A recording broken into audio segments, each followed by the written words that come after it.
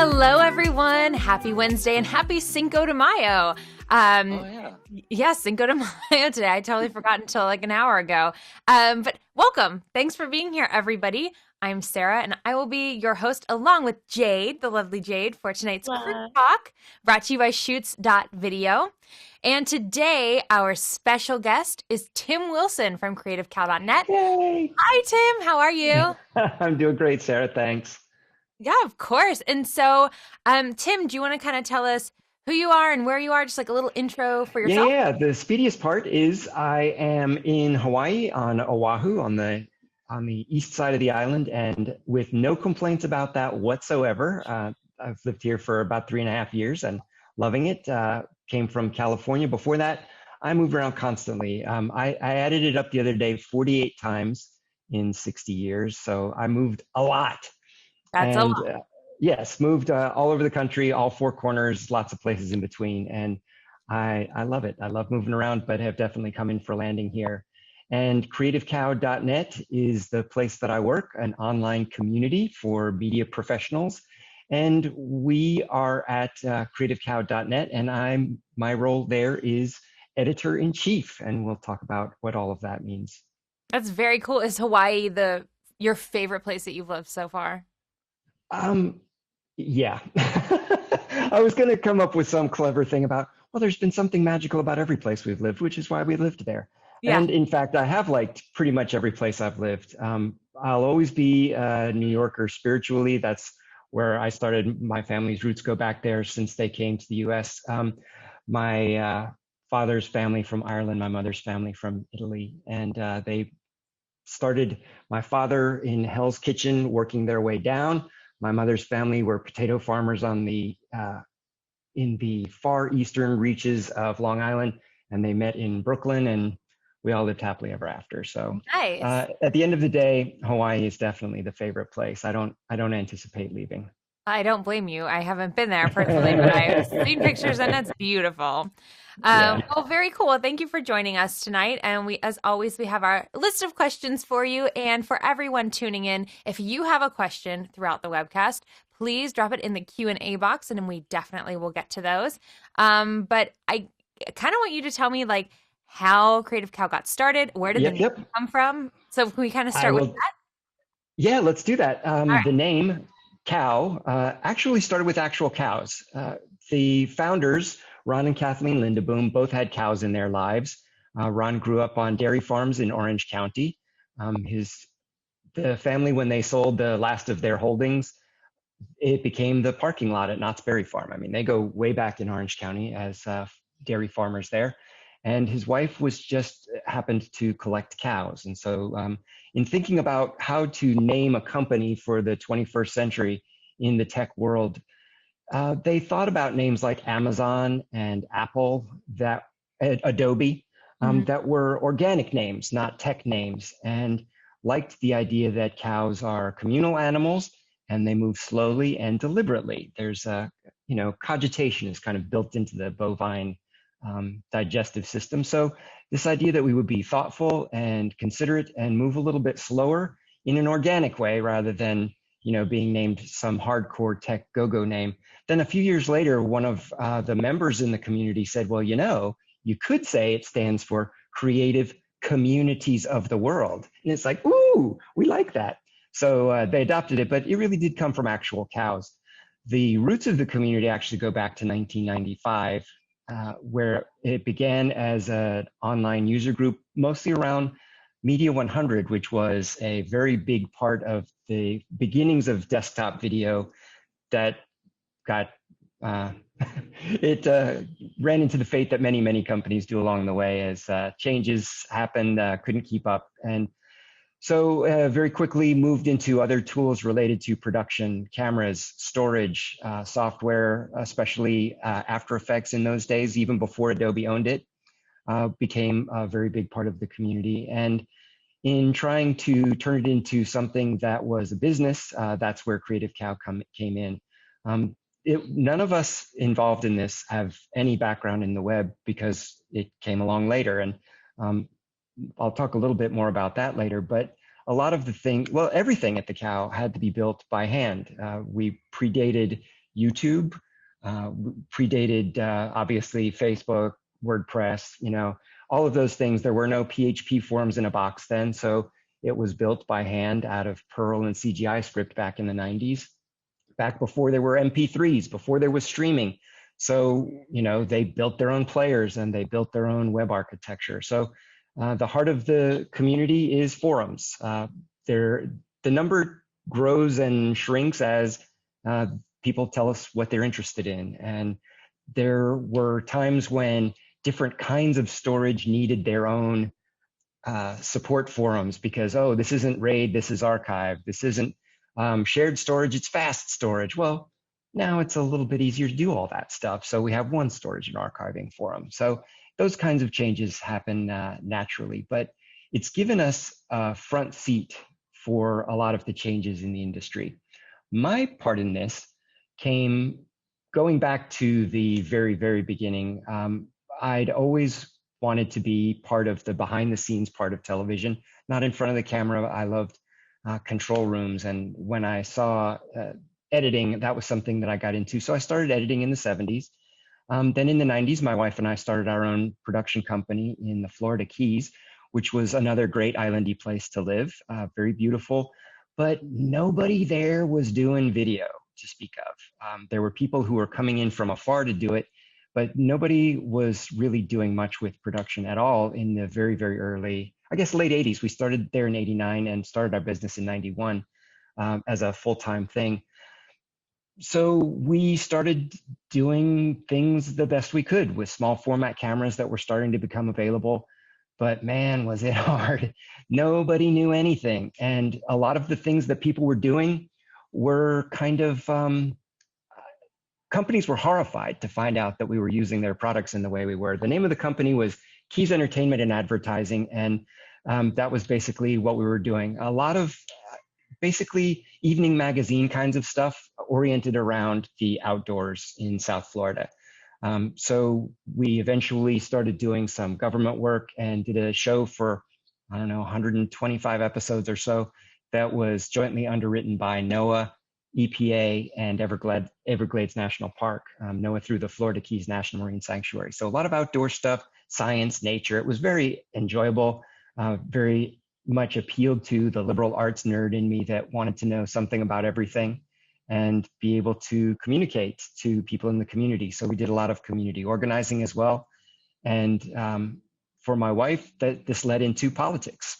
So she became a politician to try to implement some of the visions that we saw in our community and to try to build up communities. That was a big part of what we did. We helped some communities incorporate and were engaged with issues-oriented electoral stuff.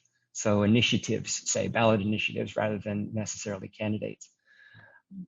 Around 1994, along comes Netscape Navigator, and the internet is starting to now make sense as a thing. America Online was a big part of the production community back in the day. There was a thing called the Cosa Cafe at America Online, which was a place for After Effects users when it was still at the Company for Art and Science before they sold it to Macromedia, or I should say Aldus, then Aldus bought it and spun it off to Adobe. So this was also in 95. So I wound up going digital nonlinear in 1995 into 96. And that's when I started hanging out with the community that the Linda Booms formed at that time, the WUG, the Worldwide Users Group.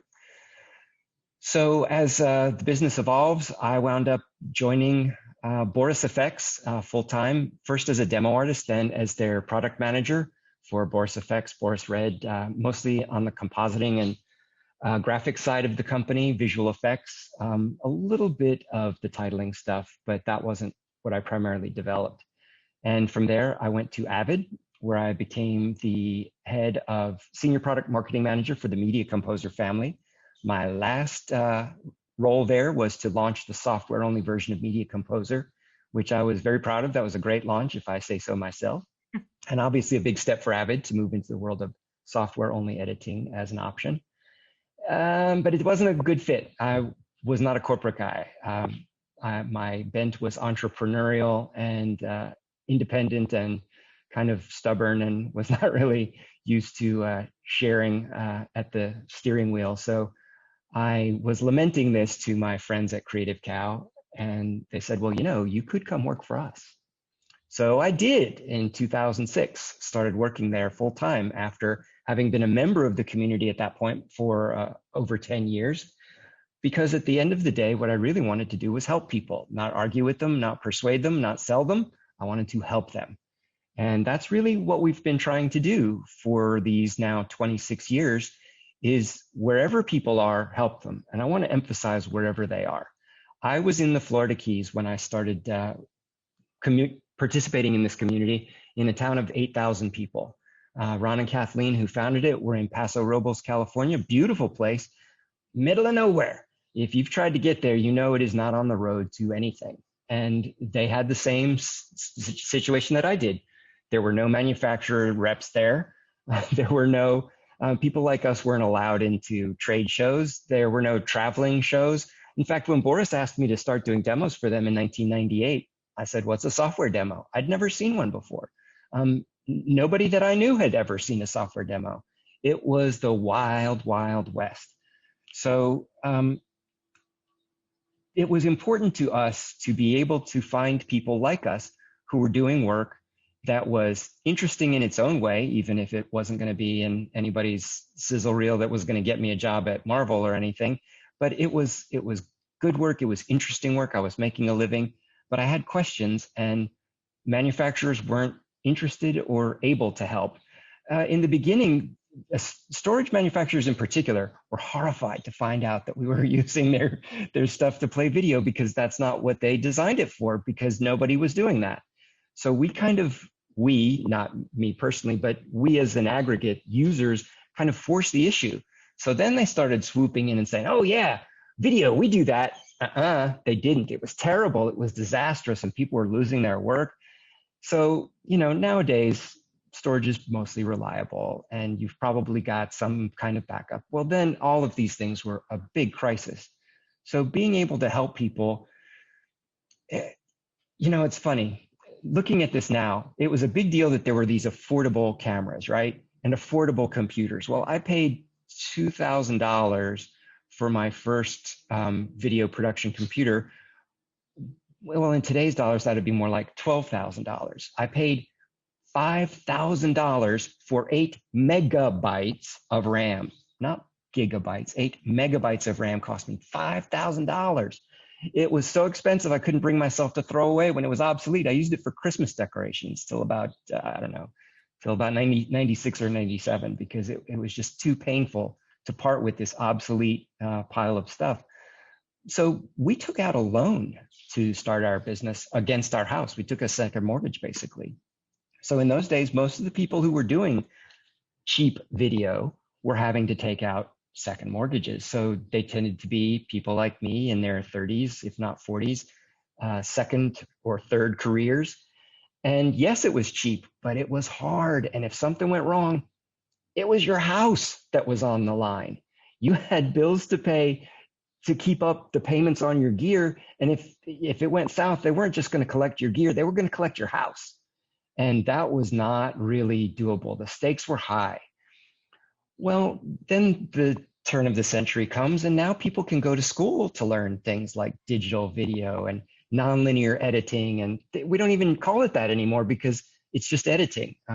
So then people started saying, well, okay, I've gone to college in this thing, now I want a job. So we saw the industry transition from entrepreneurial based, you have to have money in your pocket, to, well, you know what, I'm going to work for somebody else and get them to do it. So it's been very interesting to see that transition as more and more people are doing their work in-house. But because we'd already had the eyes to see that work was going on in different places, you don't think of some place like Pfizer as having a huge video production arm, but they do.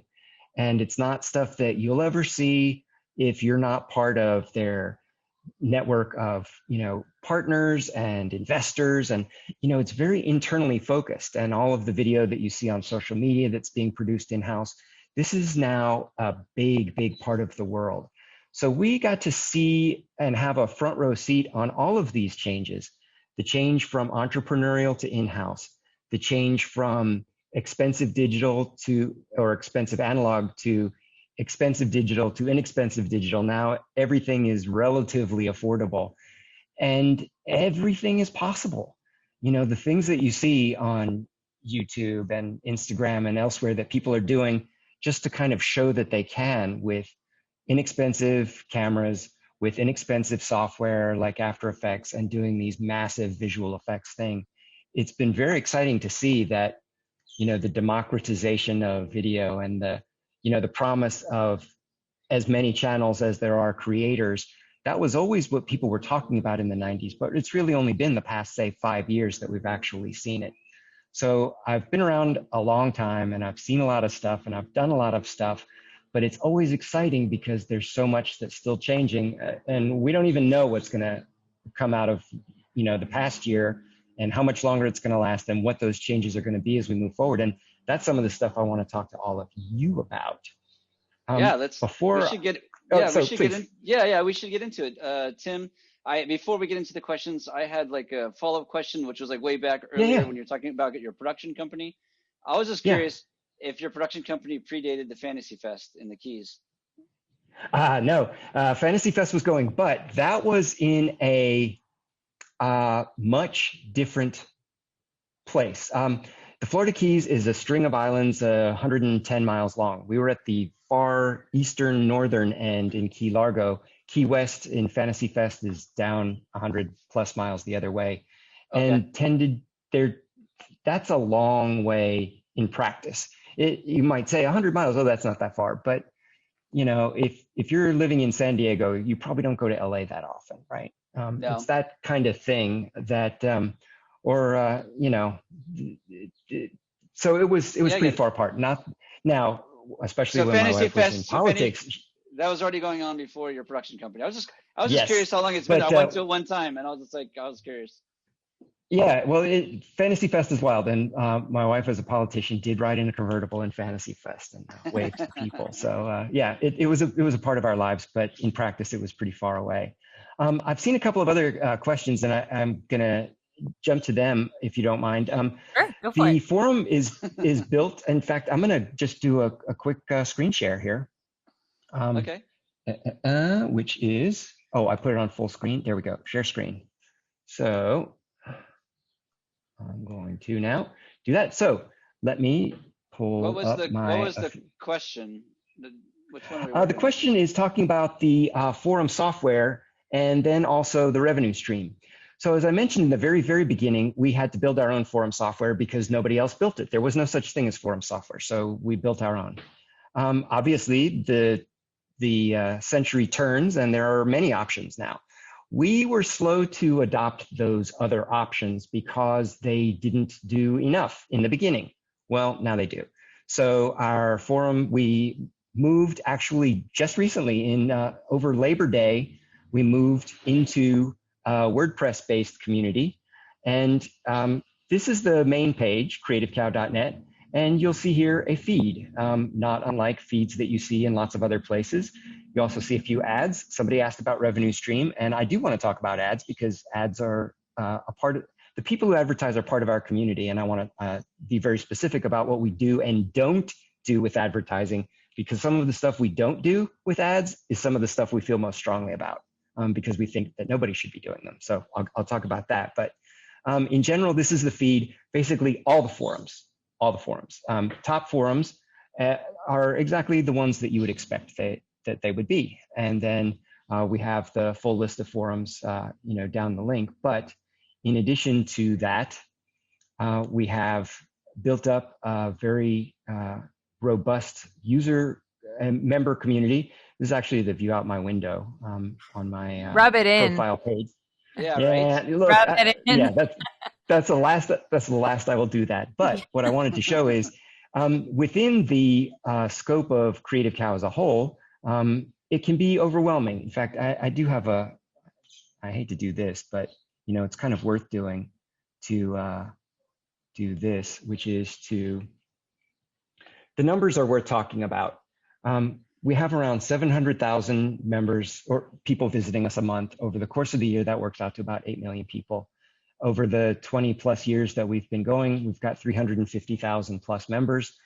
250,000 plus followers on Facebook, Twitter, YouTube, LinkedIn, and we have a newsletter. I'll show you some of that right quick. But the numbers are large, and with 100 plus forums and 350,000 people, it can get overwhelming. There's no doubt about that.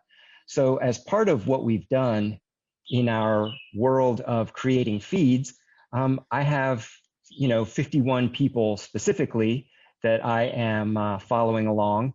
And when those 51 particular people have anything to say, I see them in my specific feed for the people that I'm paying attention to. So I'm going a little bit slower on the loading here as I'm sharing my screen. But this is the idea that within this context of the people that I'm following, I can see the things that they do. I get notified up here, little notifications as they speak. So you can also, along the way, subscribe to specific forums, which many people do, so that you get notified of discussions in your favorite forums. There were a number of things that we did along the way that were pioneering. One of them was faces. Now, again, think back to the 90s. When I say we started in 1995, that was the year that the JPEG standard was released, but nobody was actually compressing to JPEG without standalone third-party software. This was before MP3. This was before any of that stuff. So we said we wanted to do two things that were extremely controversial. One of them was real names, because our thinking was, it's a community. You can't have a relationship with, a screen name, people. And obviously some people choose not to do a picture, and hey, that's their prerogative. Some people choose to have little clever icons. That's cool too. If you want to have a little, pit crew kind of thing, that's fine too. That's part of your self-expression, right? But for us, it was important to have a name for a number of reasons. One was we wanted people to be able to connect not just here, but on LinkedIn, and meet through IMDb and be involved in each other's productions and connect to jobs. The way that Boris found me to pull me out of my life as an independent producer to come work for him was, in fact, my presence at the Cow. On the About page, I wanted to mention in particular one of the people that we feature on the About page, Kylie Pena. She's now the program manager for creative technologies and infrastructures at Netflix, which basically means if there's a standards board that Netflix sits on, Kylie is the person sitting on that board. So whether it's, SMPTE or, streaming folks or, the Atom OP1A, whatever it is, that's what she's involved in. And she talks about in this quote that you can see on our About page that she started from a small town in Indiana, and she started coming to the Cow in her very early 20s, right after she came out of school. Because of Creative Cow, I was able to learn and share in an enormous global community while I was isolated financially and geographically from the greater industry. Because of the reach of the Cow, my voice was heard and listened to early in my career. So she was tapped on the shoulder by Chainsaw Post, and she wound up being the workflow supervisor for Jane the Virgin, among other things. She had like 150 credits at Chainsaw before she went to Netflix. And so this is the thing that I wanted to underscore also, is that this is a place where people who have influence are passing through. They're looking for resources for themselves. Because we were part of this transition from expensive gear to inexpensive gear, we were also part of a transition of things like, what's the word I'm looking for? IT infrastructure. So that the idea of things like USB storage, well, that was insane. There was no USB when we started, and the idea that you could use off-the-shelf storage was pretty insane to consider, but we did. So we had companies that were coming naturally to the Cow to look for their own resources. Okay, my company is moving from a copper-based infrastructure to Ethernet. How do I get video over Ethernet? Well, guess what? The folks at the Cow, independent, low-end Post, had been doing video over Ethernet for years. So these kinds of transitions, low independent Post had started this. Low indie Post was doing HD before you could get HD on your TV, because we could. So I've always looked to independent, outside the mainstream Post as the place where innovation is happening, because I watched it for 20 years and that's what we saw. So people who've come to the cow have found themselves tapped on the shoulder because these folks are passing through looking for answers. And when they see helpful people with answers, they tap them. So anyway, a couple of other little things. Tim, Yeah, real yeah, quick, please. like you've had this site like since the internet basically, Creative Cow was around. Basically, yeah. Yeah, and so like, and I was there. I used Creative Cow a lot more when I was first starting because like there wasn't a lot of options. It was you guys and maybe like really not a lot out there, especially for communities because it's like really before this whole community trend started being a thing. What are you guys doing now to like get to the younger crowd with all these? How do you like stand out next? Because you have the people that started with you and they're there and they're getting older, which I just put two and two together. It's like a really good resource. Creative Cow have been doing this for years and they're in these executive positions now. But well, like, what are you that's doing it to reach exactly. out to the young? Yeah, what are you doing to reach out to like the younger new people to the industry? Just because there's so many options. Yeah, you know, I don't. I'm so delighted that you answered because I was afraid this was going to look like a setup, but in fact, yes, it was a setup. Yeah, we had a conversation beforehand. Well, here's the thing. Google is very kind to share some data with us. This is a screenshot from Google Analytics that I added some narrative text to, but this is the idea that 25-ish% of our community is 18 to 24. 45-ish% is 25 to 34. So you put that together and you've got 71% of our visitors are Gen Z and millennials. And then if you apply that 71% to 8 million, you get 5.3. So 5.3 young people, 5.3 million young-ish people are passing through. And it's exactly as you say. Some of it is received wisdom. Kids in school, where do I go for help? Well, of course, you've got Facebook and Twitter, but you know what? There's a lot of people at the cow that can help.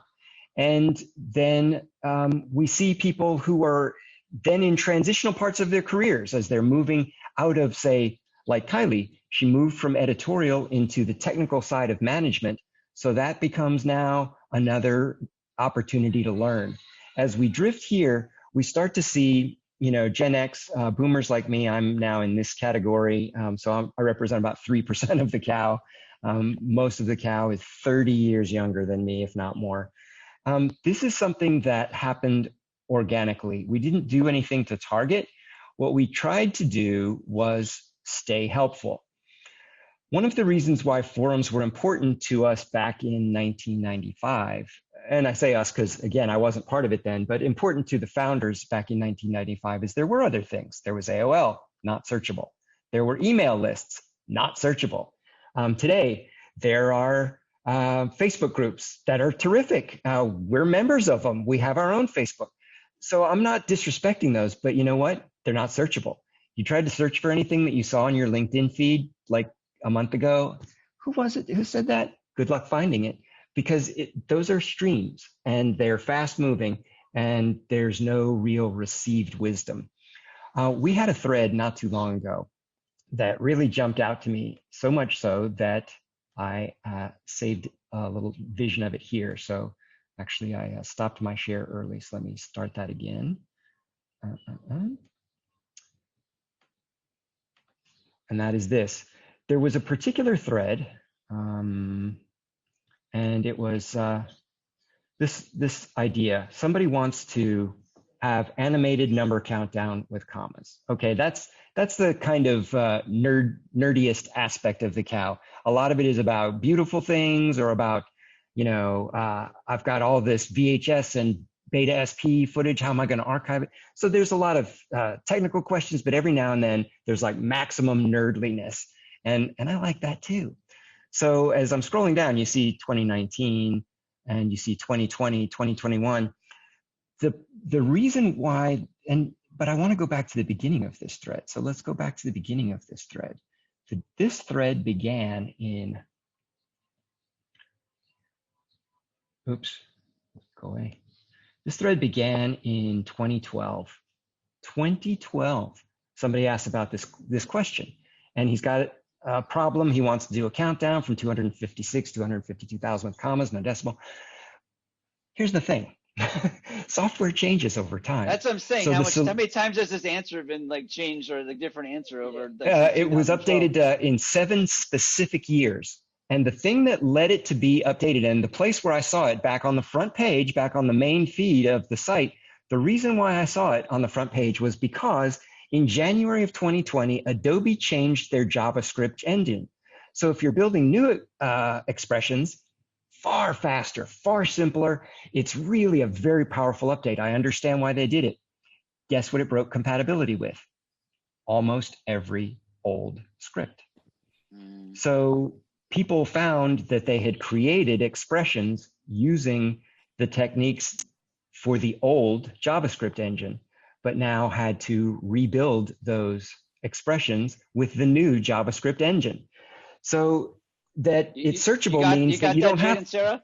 What'd you say? Yeah. You got that? You understand? You're following along? Yeah, I'm following. Well, yeah, not the specifics of the. Not the specifics of the JavaScript per se, but the important concept here is that by having data searchable, people find stuff.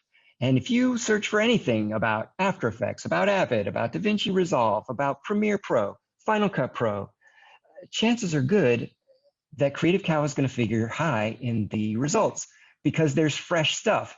So Google saw this thread get sucked back up because it's alive. There are new posts on it in 2021. So it's not really old anymore. It's new again because the problem has changed. But people aren't starting over from zero. They have this foundation to build on. So that's how we continue to bring in young people. We also have this concept of graduation, which is, look, at a certain point in your career, you've got more answers than questions. Maybe you're going to share those answers at the Cow. Maybe you're going to share them with your company, but you're not primarily in learning mode now. You've achieved a certain level of mastery. So people like Kylie, well, this was a critical part of her learning the skills that she learned and building the visibility that allowed her to be tapped on the shoulder by, major post houses and eventually Netflix. Well, she's not a big part of the day-to-day life of Creative Cow. That's cool. That's what's supposed to happen. You're supposed to learn and move on. So we do definitely have some people who've stuck around, to answer your question, Blake, who've been around since the beginning. There's a guy who's got over 30,000 posts in the Cow. He's been there since. He didn't come at the very beginning. I think he started in 2004. And hey, God bless him and the other folks like him who stay around to answer. And I do want to emphasize, he happens to be a him, but we have about almost 30%, no, almost 40%, 38% of our community is women. And we feel very strongly about that. The company was founded by a woman. Our mascot, Bessie, is female. Well, it seems like the platform is, it seems like mostly post-production. Like primarily post, other stuff, but primarily post, no doubt about it. That's our heritage. But our heritage is also generalists, people who are doing more than one thing, using more than one product. If you're just using Apple stuff, you can get great support at the Apple site or the Avid site or whatever, Adobe, Resolve, Blackmagic has terrific forums. So that's all good. The problem becomes when you try to weave them together. Or now you throw in cameras, now you throw in storage, now you throw in archiving. Not all of those guys have forums, but the questions are different depending on what you're doing. So we have this community of hundreds of thousands of people over the course of every year, millions of people every year who now have this pool of expertise that they can contribute to. So that becomes... Oh, I was going to ask. Go ahead. Please. Yeah, go ahead, Sarah. I've talked a bunch. No, it's okay. We had a question from Jake who's tuning in. Hey, Jake, what's the revenue stream that keeps going? And is it ad supported or is there a membership cost? It is ad supported. And I did want to talk about ads. I like the companies that we work with. We have thrown out a number of companies over the years. No need to mention them. Most of them are gone now because they were not doing right by the community. People who were being a little unethical or maybe a little bit of baity and switchy. We just didn't want to have anything to do with them, so we sent them packing. I don't know what the future of trade shows is, and I'll be curious to see what some of you think about it. But one of the things that we had seen is that especially companies like Blackmagic, AJA, Flanders, Sonnet, these are all companies who are not just famous for making products, but famous for their support of membership communities. They do giveaways to user groups. They make presentations to user groups. So it was natural that they would wind up with us. And others who aren't represented on this specific page, like Adobe and many, many others who are offering a variety of products and services to the community. Here's the thing that we feel very, very strongly about. We hate tracking. We hate it. We're not web people. We're not advertising people. We're production people. And we are every bit as cantankerous and uncooperative as all of the rest of you. We don't like it. So we don't do it. The tracking that we do is strictly through Google Analytics. That's the only tracking we do. And it's only for things like telling us who's in the site by general category. So yes, I'm happy to show you a chart about what the demographic breakdown looks like, but I don't know what Blake's cookie looks like.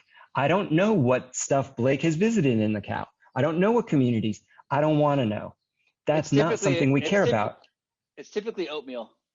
Okay, well, that's cool. So, yeah. So none of our ads do offsite tracking. So you're not going to come to the cow and look at DaVinci ad and maybe go to the DaVinci forum and then go to Wired or whatever site that you go to for tech news or entertainment news, Entertainment Weekly or whatever. You're not going to go to those sites and now see, remarketing ads for something that you saw in the cow. We absolutely forbid that. That's something we do not allow our advertisers to do. So there is no tracking whatsoever. We don't do any personal tracking. We don't do any, our ads don't do any tracking. And this is something that we feel very, very, very strongly about. So that's a new benefit, because people really don't want their information being tracked. Well, look, that's the thing. Like Facebook and Google are getting in trouble with getting that extra 1% of their, whatever that you want to call that. And so that's great. Right. So right? You're that's a good practice. I was going to say it's refreshing. What regulators are now saying is we want you guys to, hey, look, do all the advertising you want. But it's like, my TV doesn't know who I am anything more than what show I'm watching. And they'll feed me ads based on some general thing about that show or that channel or that time of day. That's legit. And certainly one of the things that we've done is made sure that the only ads, you won't see ads for credit cards, you won't see ads for luggage, you won't see ads for Amazon Prime, all things that I own and participate in. I have credit cards, I have Amazon Prime, that's all cool, but that's not what we do here. So there's no nonsense ads. Netflix? If Netflix, that's, it's video related. It's video. Yeah, they've never come by and offered, so we would consider it. But I would be more interested in ads for Netflix programming than I would just to sign up to Netflix in general. And we actually did have a conversation with Amazon where they had a show several years ago when they were first getting into shows that they wanted to consider advertising. We wound up not doing it, but it was a very positive conversation, and that we would be up for. Maybe, but that's a conversation worth having. But something general, lifestyle, even though it's something that, somebody pitched us business cards. Well, everybody in your community has a business card, and we were like, that's true. We don't want ads for it. So we've been very aggressive curators of the experience, and we feel it's a compact that we have with our members. We're not going to track you. We're not going to give you an irrelevant ad. They're going to be ads from people that that you go to trade shows, that you can shake their hand and you can tell them how you feel about their ads or their products and ask for new features. These are people who are engaged with the community. And what we tell our advertisers is what we're looking for is people who are going to engage with our community, to have relationships with the members of the community, not just relationships with us, but relationships with the members of the community. And so our advertisers reflect those values. And look, most of the people who are left are pretty good. I do want to be specific that everybody that we've thrown out is gone. They're not around anymore. So I don't have anything negative to say about most people, and the people that are in the cow, I have good things to say about because I've known them for a very, very long time. Blackmagic, Asia, these people, Adobe, they've been with the cow long before I was, and they'll be here after I'm gone. The funny thing is I was talking about our heritage in Google. and the fact that we have these threads that have been going on, for years. We didn't think in 1995 that we'd still be doing this. 20 odd years later, we weren't thinking about anything eternal when we thought about our forum results being searchable. We assumed that we were talking about a fairly short window, but in fact, it's turned out to be a long one. So to answer the question, yes, we are ad supported. We make no bounds about it, but we do feel very, very strongly about the right and the wrong way to do advertising. And in fact, our model is very old fashioned. We don't need to know anything personal about you. We know what you're interested in because you're here. And we don't care what other stuff you're interested in. We're not going to sell you a ukulele ad or a shoe ad just because you were looking at ukuleles or shoes on some other site, right? We're not going to receive those remarketing dollars either. We're strictly going to keep it high signal to noise. That's what our motto is. We want to keep the signal high, the noise low. And that includes on the advertising level and certainly on the personal tracking. We do absolutely zero personal tracking, and we never will.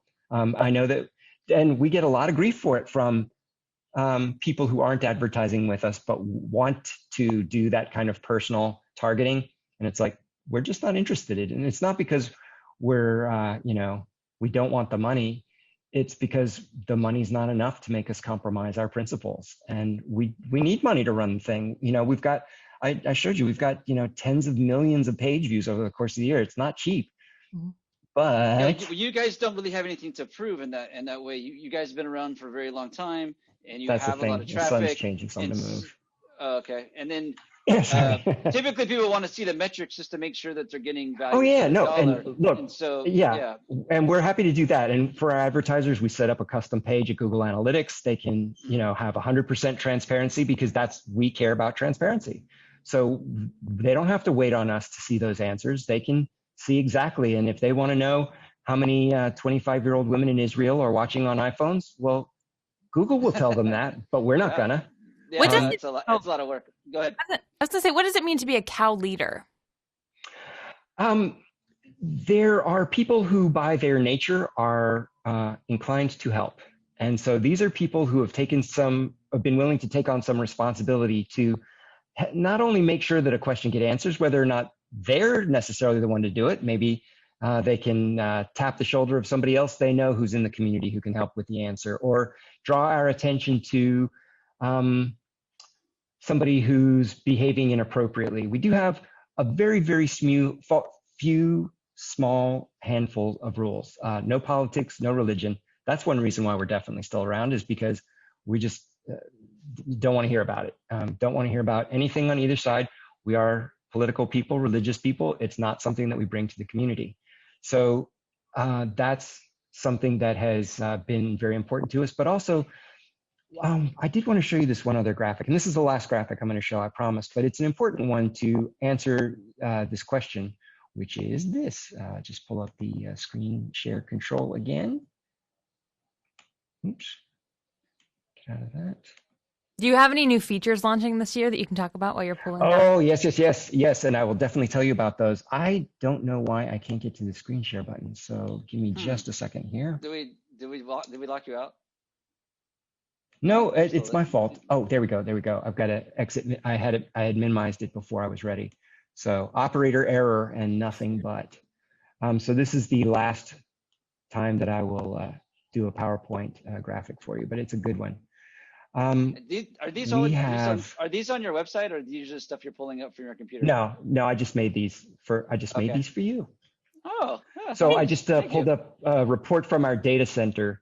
Our number one city for data passing through is London, not just because of London, but because it's a hub for the rest of the continent. But also New York is number 2, Los Angeles is 3, but Frankfurt, Singapore, Chicago, and Dallas, then Hong Kong. So we have members in 200 countries and territories, and we are feeding data from all over the world. So a big part of what we do in managing the community is managing expectations. The person who's making a post might not be speaking English as their first language, maybe not their second, maybe their third or fourth. It's not at all uncommon. So one of the things that our leaders do is occasionally step in to suggest that maybe you should remember that not everybody is speaking English. So don't bust people's chops over grammar is what it comes down to. So those are the things that leaders have helped us with. They've been our eyes and ears because no small set of humans, and it is a very small set of humans. There's 4 of us that work at the Cow.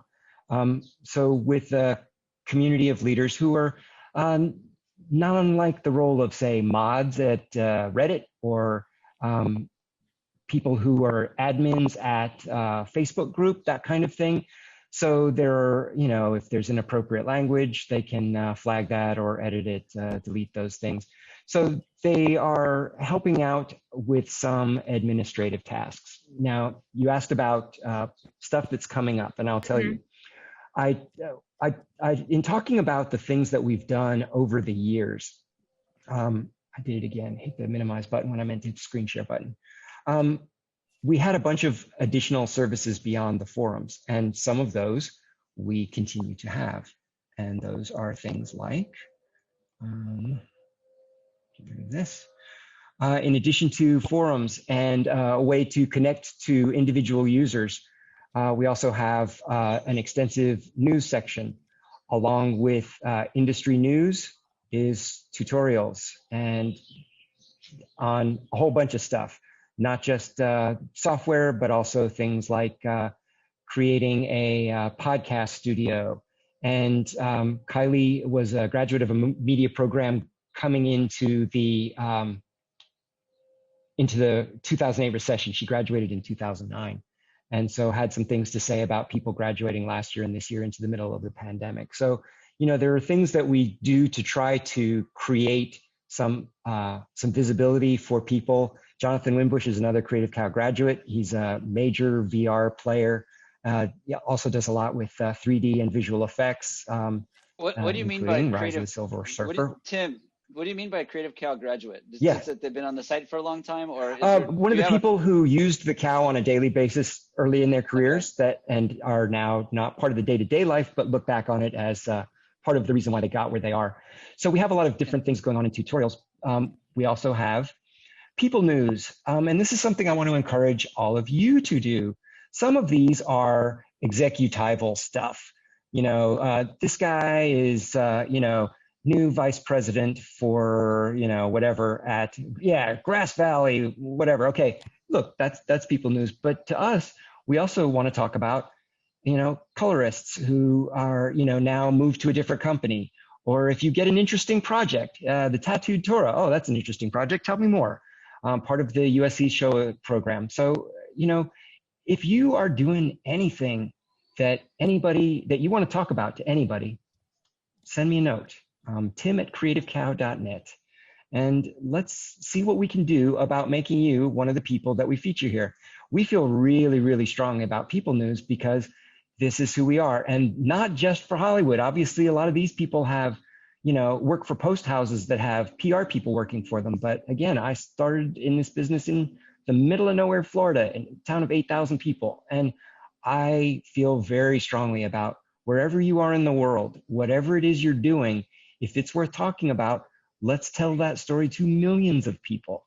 And I want you to do that. So there were some other things that we had as part of the Cow in our previous incarnation when we were hosting our own. That was another thing. We hosted our own servers in the beginning because there were no servers that were the right size for what we were doing. We were either too big or too small for everybody. Well, nowadays, hosts are a dime a dozen. So, that was a business that we got out of in 2012, I think. So among the things that we had as part of the Cow that we are bringing back is lots and lots of tutorials. Oh, this is another thing that I meant to share. At YouTube, we have 85,000 subscribers, and we have, need to move this to the bottom. We have, let's see where it is. Here we go. So we have 85,000 subscribers, over 1,000 videos, tons and tons and tons of stuff, every kind of application, all different things, Photoshop, After Effects, audio, video, you name it, it's here. A lot of stuff going on. Now, this is a small set of our overall videos. These are the, I want to say 1,600 or so. Well, the number of full videos or full tutorials that we had was more like 10,000. Well, we haven't brought all of those over because, as I say, it was just in September that we started transitioning the forums and the news to this new WordPress architecture. But we also had an extensive job board with, I want to say, 10,000 job listings and services in our services directory. We also had a Reels gallery. We expect all of those to be coming back online, and now having so the going controls back real again. quick. Hey, Tim, Yeah. with you said you had a job board. You're saying that's not up right now, but you're going to. That is correct. It is not currently up, but we want to bring it back. We also want to do a lot more things with training. We want to build out a full career center, because we know that one of the problems that people are having as we're dealing with all of this stuff is that it's just hard to figure out, what do you do next? And how do you prepare for the next job that you want? Say you get out of school, and hold on a second, let me see. Well, on that same note, Tim, like we have an intern, and yeah, and that's a big thing right now. I think like a lot of you're getting out of college, or you do an internship, and you learn as like kind of an apprenticeship style, and I think that's that makes more sense. You actually end up learning a lot more than college a lot of times. But right. What do you do for like the new people in the industry? Like, what do you recommend that they check out on your site? Or you mentioned maybe starting some new programs. For kind of like we have some things that we're still developing, and okay. I really I don't want to get ahead of myself. It's not that I'm trying to be cagey. It's that I don't want to suggest something is coming when it's not coming soon. Because I will tell you, the biggest thing that I've learned is that everything takes longer than you think. Twice as long or more. Yeah, easily. Yes, exactly. So well, just like with editing, like when my editors say like, hey, it's going to be 40 hours, I'm like, okay. Yeah, exactly. 80. Yeah. And yes. or like, oh, I have it to you on Tuesday. I'll tell the client Friday, kind of thing. Because it's like, they'll always take longer than they think. Okay, so can one of you Zoom whizzes tell me how to bring back the control bar so I can stop my screen share? I don't. I think we can end it. Well, I don't know how to stop the screen share without stopping the call, and I don't want to stop the call. And I don't know what I did to make the toolbar go away. I hate that. Oh, there we go. Thank you. I appreciate that. So, you got it.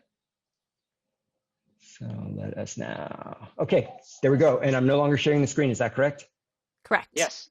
Okay, good. Good. Just back to us. Good. That's how I wanted it.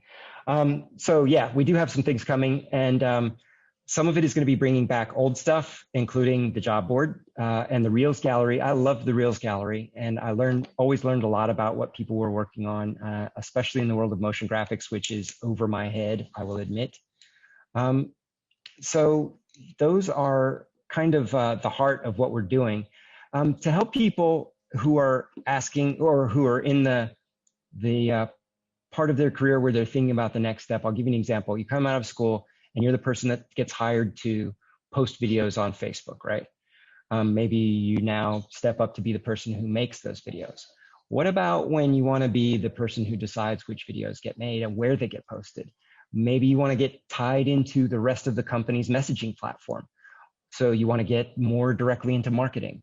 Somebody like Kylie, who came from the world of editing and wound up in the world of standards because of her expertise in workflow. Those transitions are unpredictable. Career paths exist today that didn't exist 5 years ago.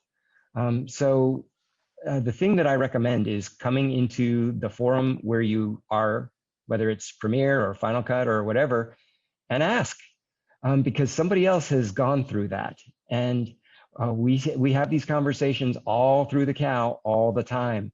And some of them right now, we saw a lot of people who are in the live production business have to move inevitably into the streaming business.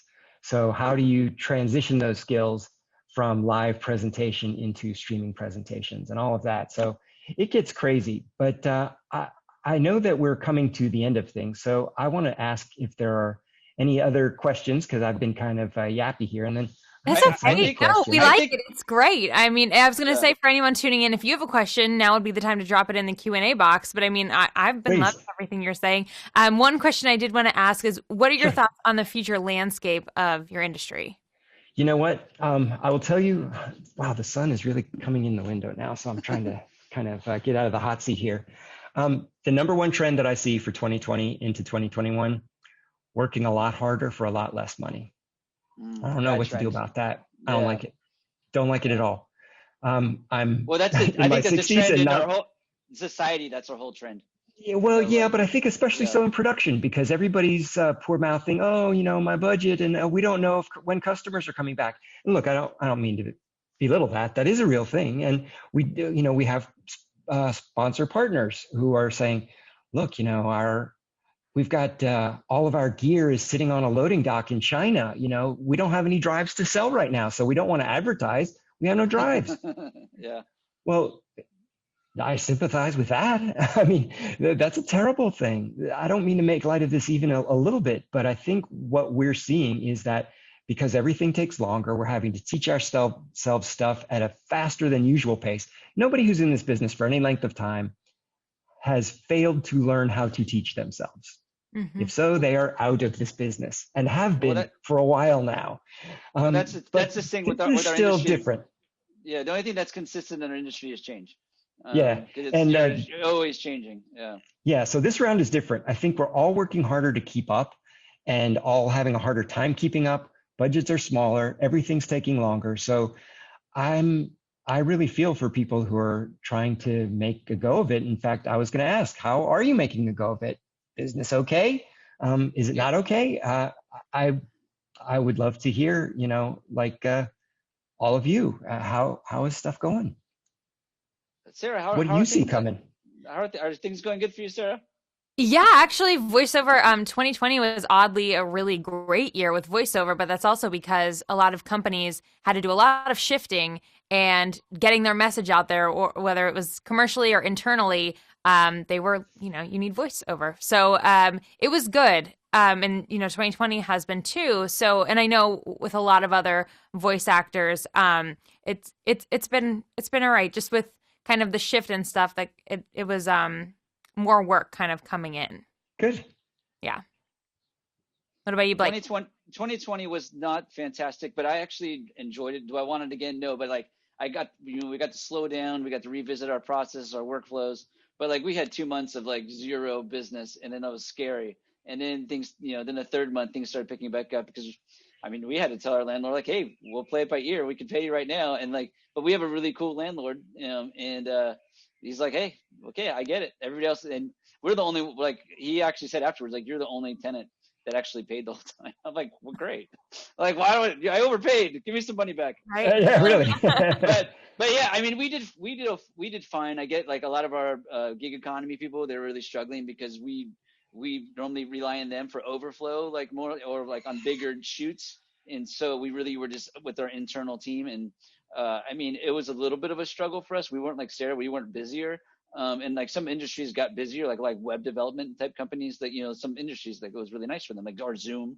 But for us, I mean, we took a hit, but I feel like this year we're going to get it all back. And we're busier than we normally would be. And so for us, it's kind of like, well, we're kind of evens out. But I mean, it was really, I feel for all the people that really had a hard time, much harder than we did. Yeah. I mean, 2020 made it very unpredictable for so many industries and areas, just because, I mean, you didn't know what was going to happen or what was going to happen tomorrow. But yeah, I feel like people are starting to get on the right track, and, you know, business is coming back and more work is, you know, trying to happen. So it's just all a good thing. Good. Yeah. Yeah. Awesome. Well, we're pretty much to the end, and I feel like the funny thing is Tim was like, I don't know if I have enough to talk about to fill an hour. Tim, you were good.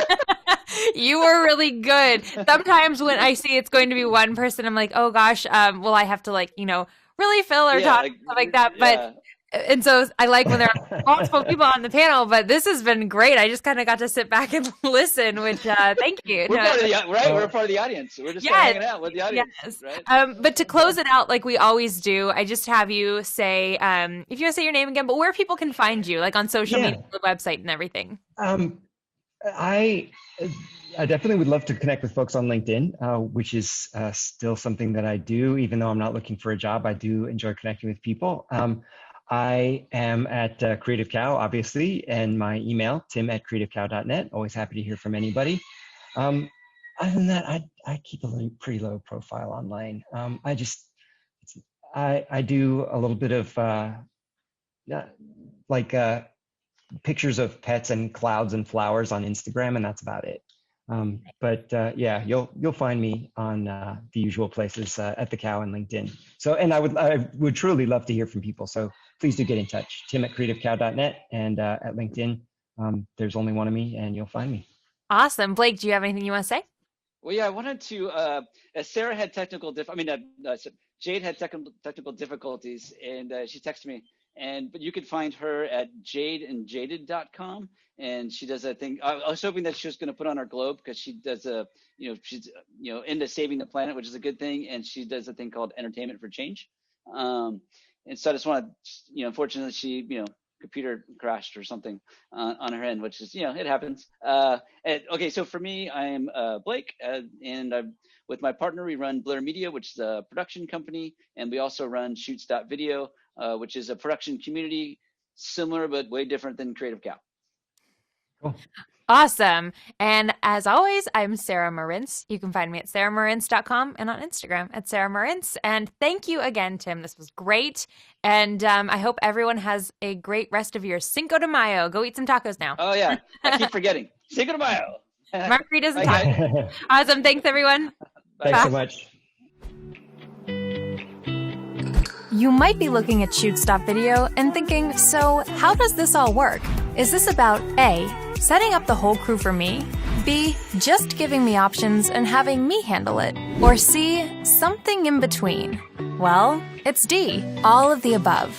To put it simply, we're here to help you in any way that we can to get the crew and talent you need for your next production. We believe that every level of video production can benefit from a well-maintained list of qualified crew members for every position. This goes for pre-pro, on-set, and for post. Every project is different, so if you need a producer to help manage the decision-making process, then we can totally do that. If you're already a producer and want to build your own crew from scratch, then go for it. We're here to make your next production a success. And if you are crew or talent looking for producers that want you, then you've come to the right place. Sign up now, and also leave a referral for any solid people that you know that are already on here. Thank you for considering Shoots.video, and happy shooting.